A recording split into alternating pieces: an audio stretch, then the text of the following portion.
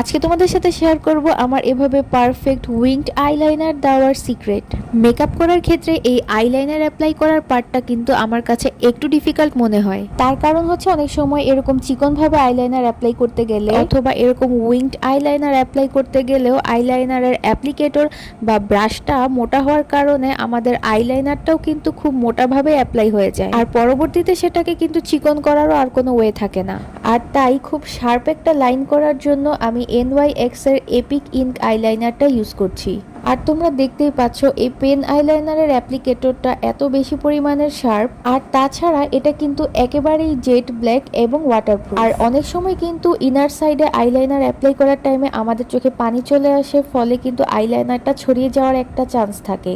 তবে এই NYX এর পেন আইলাইনারটা কিন্তু একই সাথে ওয়াটারপ্রুফ হওয়ার কারণে চোখে পানি আসলেও তা ছড়িয়ে যাওয়ার কোনো চান্স নেই। তো তোমরা যারা এরকম শার্প আইলাইনার লুক ক্রিয়েট করো তারা NYX এর এই পেন আইলাইনারটা ইউজ করে দেখতে পারো। আই হোপ এটা তোমাদের জন্য অনেক হেল্পফুল হবে। And don't forget to thank me after purchasing this eyeliner. By.